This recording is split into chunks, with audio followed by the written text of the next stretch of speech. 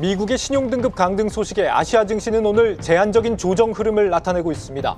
부채 리스크에 직면한 미국 정부가 각국의 관세 협상을 독촉하고 있지만 중국의 강경 대응이 효과를 발휘하자 세계 각국은 유보적인 태도로 돌아섰습니다. 이시바 일본 총리는 기한에 집착한 나머지 국익을 해치는 일은 할 생각이 없다며 미국의 자동차 관세에 반감을 드러냈습니다. 김종학 뉴욕 특파원 연결합니다. 김종학 특파원, 트럼프 행정부가 이번 신용등급 강등에 대해 큰 의미를 두지 않으려는 분위기라고요? 네, 그렇습니다. 국제 신용평가사인 무디스가 지난 금요일 미국의 신용등급을 기존 최고 등급인 AAA에서 AA1으로 한 단계 강등한 뒤에 예측하기 어려운 월요일을 앞두고 있는 상황입니다. 수년째 잠복해 있던 미국의 부채 문제로 인한 신용위기가 본격화할 가능성이 커졌지만 트럼프 행정부는 이미 알려진 내용이라고 일축하고 있습니다. 스콧 베선트 미 재무장관은 오늘 미 NBC와의 인터뷰에서 무디스는 후행지표라면서 신용등급 하향이 이루어질 때면 그러한 내용이 이미 시장에 반영되어 있다라고 말을 했습니다. 그러면서 지난주 트럼프 대통령의 중동 순방에서의 대규모 투자와 관세 정책으로 인한 세금 유입 등을 감안해야 한다고 반박했습니다.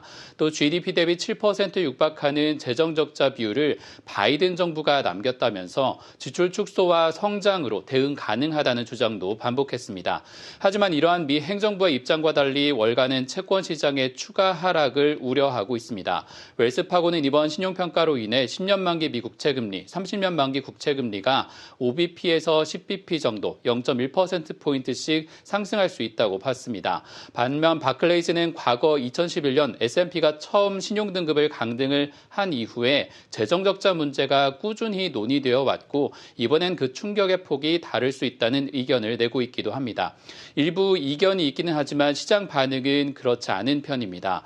지난 금요일 무디스의 발표 직후 반짝 상승했었던 10년 만기 국채 금리가 4.48% 수준까지 다시 올라오면서 저항선 부근으로 다가서고 있는 모습입니다. 네, 미 국채 10년물 금리가 4.5%까지 다시 높아져 있는데 중국이 미 국채 비중을 크게 줄이고 있다는 게 다시 한번 확인이 됐죠? 네, 중국발 악재도 주말 사이에 전해졌습니다. 중국이 보유한 미국 국채 보유 순위가 2000년대 초 이후에 약 20년 만에 한 단계 내려간 것으로 나타났습니다. 영국 일간 파이낸셜 타임즈는 지난 3월 말 기준으로 중국의 미국 국채 보유 잔액이 7,650억 달러로 한 달 사이에 200억 달러 가까이 줄었다고 전했습니다. 미국 국채 최다 보유국인 일본에 이어 두 번째 순위를 중국이 지켜왔는데 이번에 영국에 이 자리를 내주고 포트폴리오를 크게 변화시키는 점이 드러난 겁니다. 중국은 2011년 당시 1조 3천억 달러가량 보유하던 미 국채를 꾸준히 줄여왔는데 대신에 금리가 높은 미 회사채 그리고 금을 매입하는 데 투입해왔습니다. 올해 전 세계 금값 상승의 배경에도 이러한 중국을 비롯한 중앙은행의 달러에 대한 의존도 축소 그리고 자산 다각화가 영향을 주고 있는 것으로 나타납니다. 네.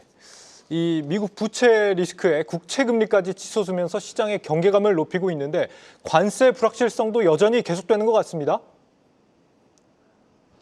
네, 다시 한번 관세 문제로 시장의 리스크가 좁혀지고 있습니다.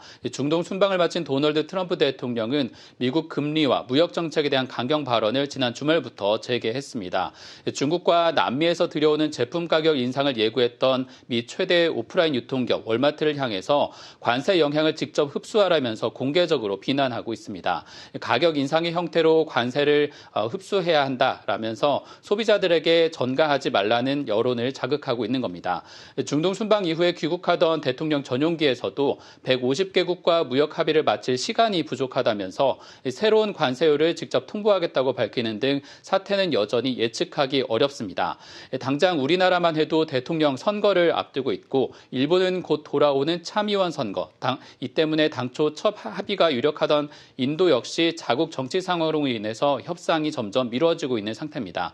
하워드 러튼이 미 상부장관도 이런 사실을 인정하고 있고 남미 국가들 역시 중국과 미국 사이에서 눈치 보기를 하면서 협상이 장기화될 가능성도 거론되고 있습니다.